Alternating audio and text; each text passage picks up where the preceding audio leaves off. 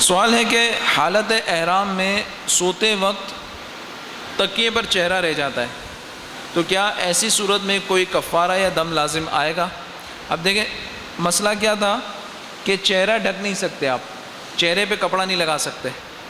اسی طرح سے چہرے اگر احرام کی چادر ہے یا کوئی اور کپڑا یا رومال وغیرہ ہے، اس سے آپ ناک پہنچنا پسینہ پہنچنا نہیں کر سکتے، کیونکہ چہرے پہ کپڑا مس کرنا منع ہے حالت احرام میں، ہے نا. تو اب پورا تکیہ جو تو ہوتا ہی کپڑے کا ہے، اوپر تو کپڑا ہی چڑھا ہوتا نا، اس کو آپ رکھیں گے تو آپ کا گال پڑا ہے، اور جو نندر شاہ ہو، زیادہ سونے والا ہو، وہ 12 گھنٹے تک سویا پڑا ہے، آرام سے سو رہا ہے، 12 گھنٹے گزر گئے تو قیاس یہ کہتا ہے کہ دم لازم آئے گا. تو ایسا نہیں ہے. تکیہ چونکہ عذر ہے سونے کے لیے، لہٰذا تکیہ رکھ کر تکیے پر اگر چہرہ رخسار آپ کا مس ہے تو اس صورت میں بھی کوئی صدقہ یا دم لازم نہیں آتا. واللہ تعالی اعلم.